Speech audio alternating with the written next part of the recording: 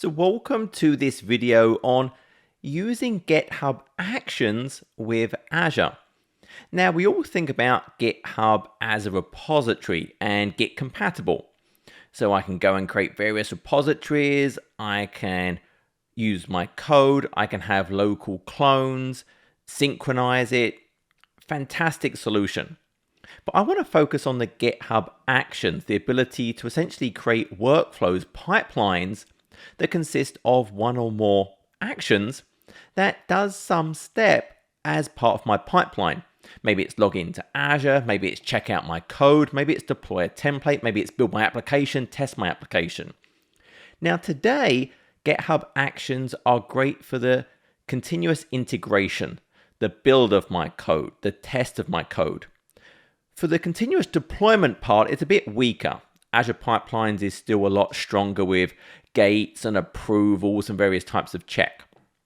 But what I'm going to do is just walk through a basic set of GitHub Actions to authenticate to Azure, get the contents of my repo, and then deploy out an ARM template.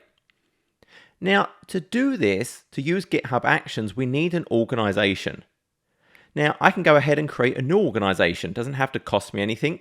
If I go and look at my settings, and I go ahead and look at my organizations, I can go and create a new organization. And it can be free. So I can say, hey, join free, give it a name, contact email, what account it's linking to, and I'll then have a GitHub organization. Now, I've already got one I'm going to use for this. I'm going to switch over to my Saviltech organization. And just like normal, you're going to have a repository. Now, for the sake of this demonstration, I'll create a new one. So I'll go and add new repository. I'm going to put that in my Saviltech. And I'm just going to call this Azure Action Demo Deploy. I'm going to make it private. And sure, I'll have a README, and I'll create that repository. So now you can see I've got my Saviltech Azure Action Demo Deploy. If I go back to my org, I now have two separate repositories. Now within this new repository, you can see, well, I have my basic code. This is what we're used to. I can store my files. You'll also see I have actions. I don't have one yet. I don't have a workflow. I also have things like settings. And settings are really useful for things like secrets.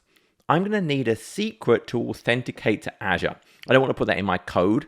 So I will actually go ahead and use a secret for my authentication to Azure.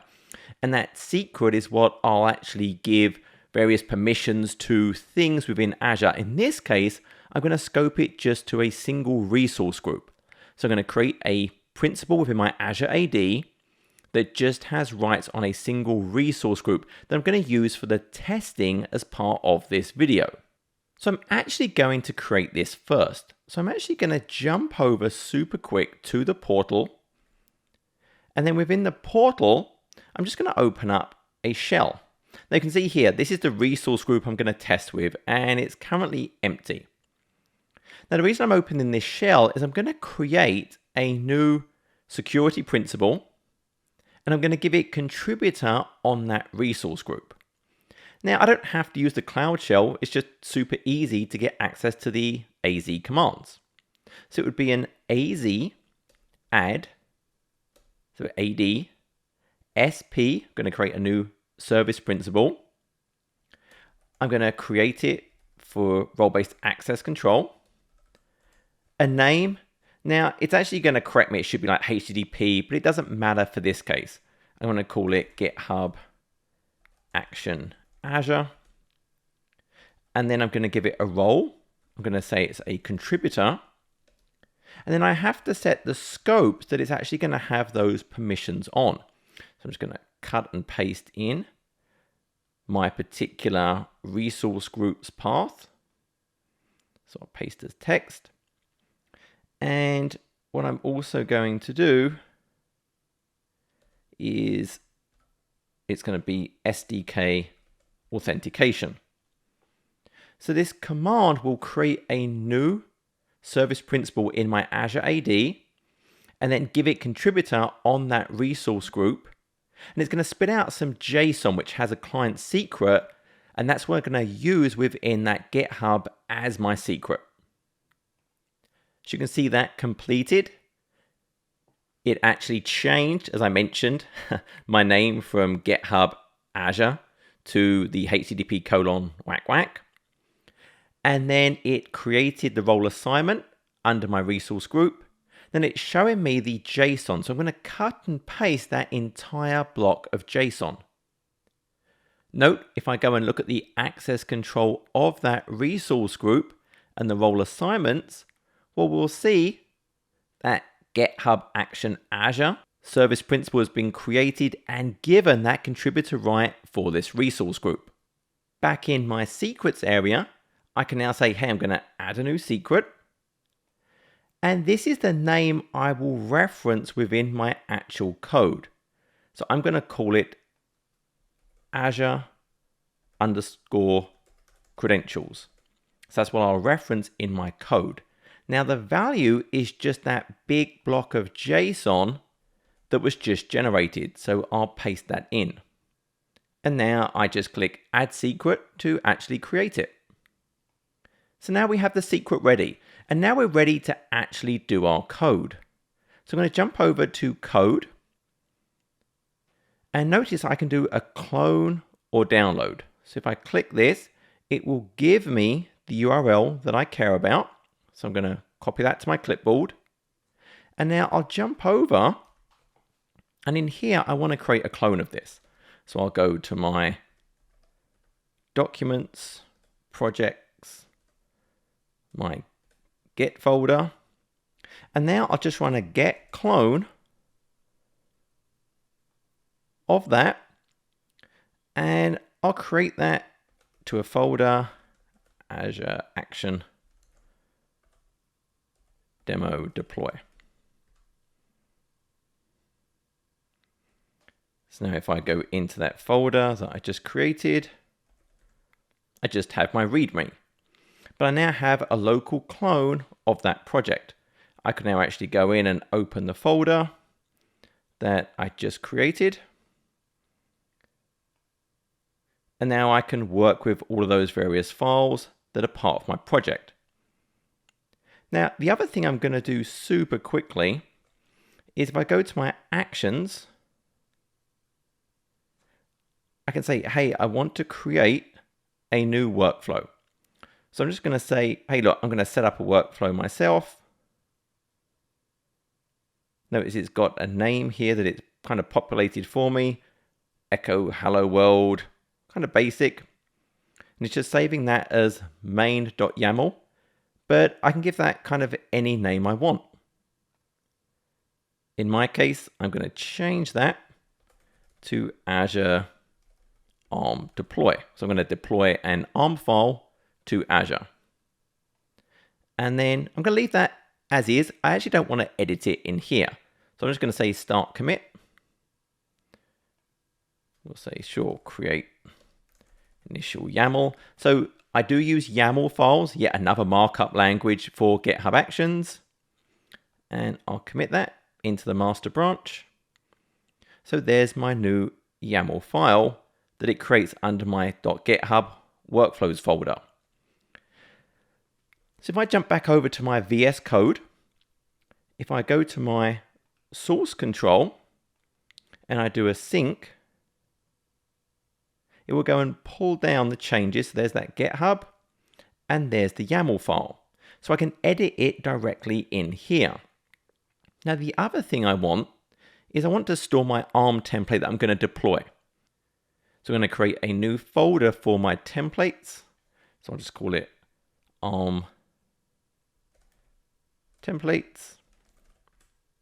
And then what I'm going to do is just create a new ARM template under here. So I'll create a new file and I'm just going to call this storage account.json. So now I have a new template file and all I'm going to do is cut and paste an existing template I have. Super simple. It's just going to create a storage account, really just one parameter that you can pass, the type, and you can pass location, but I'm going to grab that from the resource group by default. So now I have a JSON file. And what I want to do is I'm going to start from scratch really for my actual deployment and walk through what it is I actually need. So I'm actually going to delete all of this. So the first thing we have to have is what is the name for this. So in my case, it's just that Azure ARM deploy. And then my workflow is going to be made up of one or more jobs. So I'm going to have my jobs. And firstly, I'm going to have a job that does my deployment. Now it's going to run on something. So it's going to run on my Ubuntu latest. And then this particular job has a series of steps. So I can say, well, my steps. And then I can have, well, my first step is going to be log into Azure. And what I'm going to use is a particular GitHub action. There's actually an Azure login action. If I go to github.com/Azure/actions, I can actually see the various actions that are available to me. So I can go through and look at all of these. You can see the first one is Azure login. So if I select that, well, I can go ahead and see, well, right, okay, yep, there it runs on Ubuntu latest. My steps uses Azure/login at v1. You can see in their example, they actually used the creds, and I actually forgot this little dash when I was typing this in. So what we'll do is we'll take this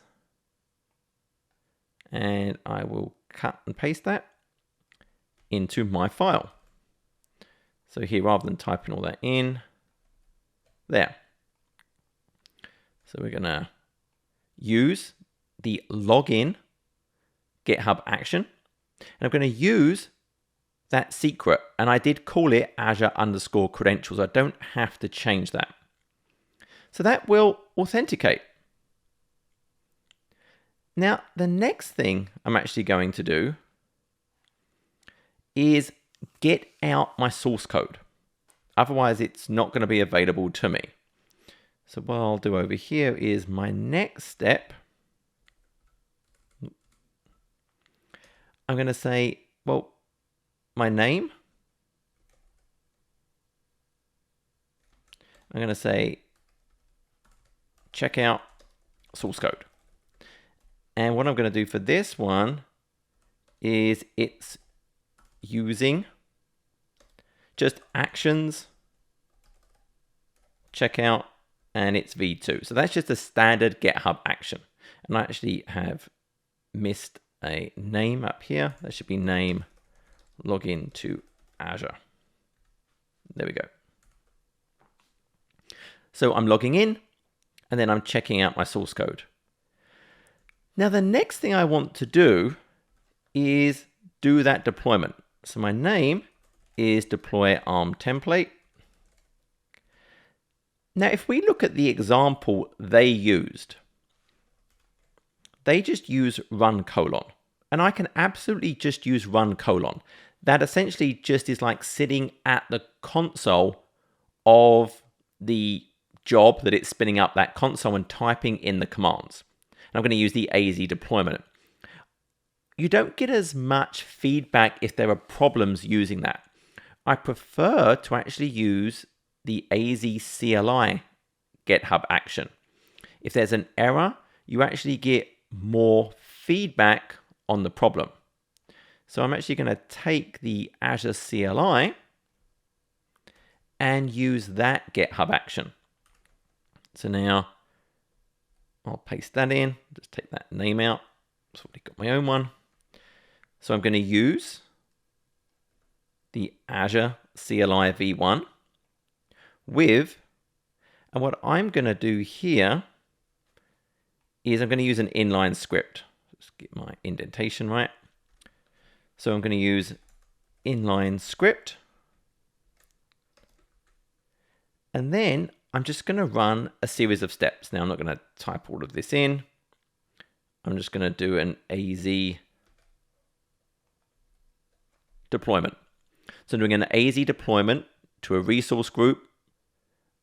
My name is a storage account deployment to that resource group that I showed you that was empty, passing in the template file armtemplates/storageaccount.json.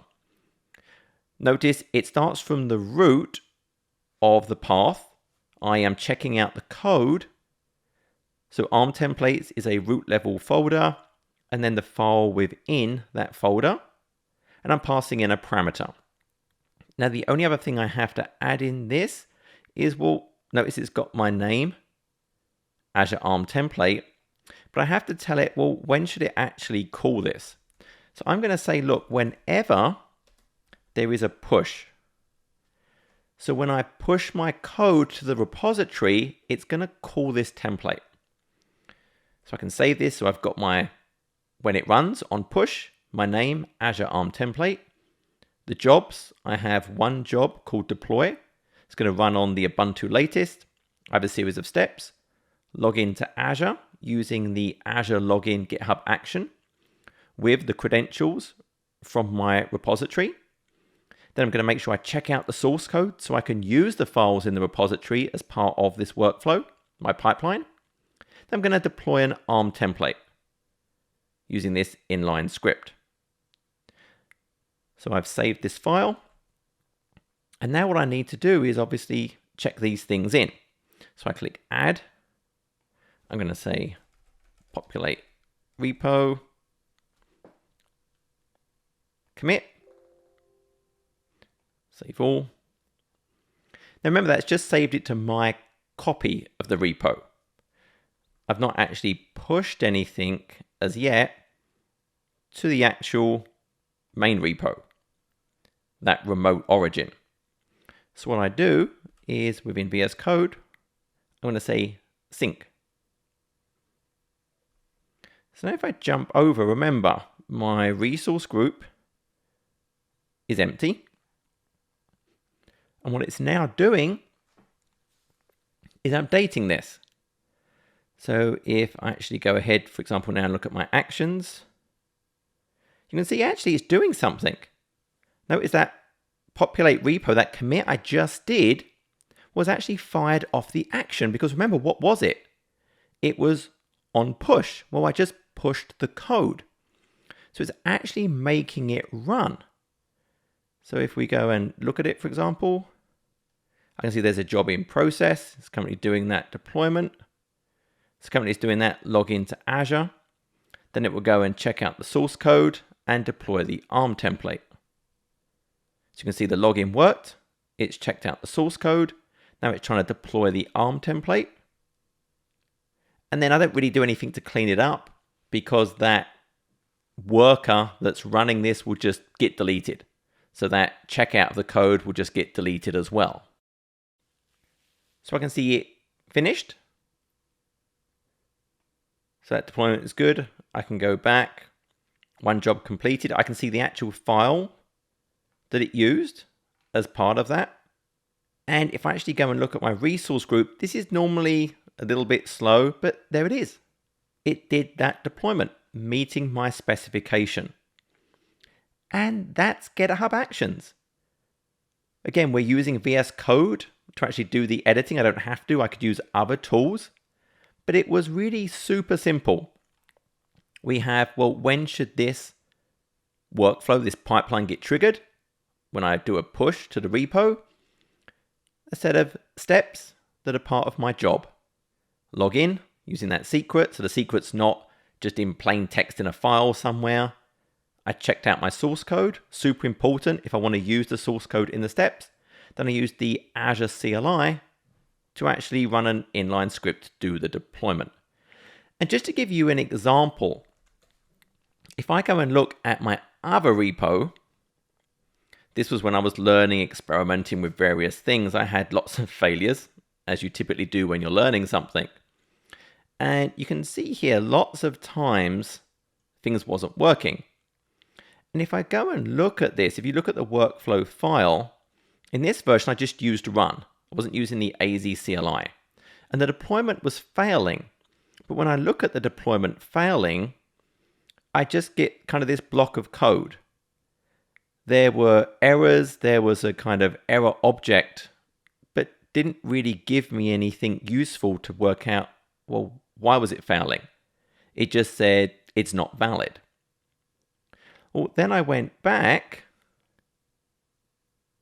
and let's go to my other version again. And I changed it to use the Azure CLI.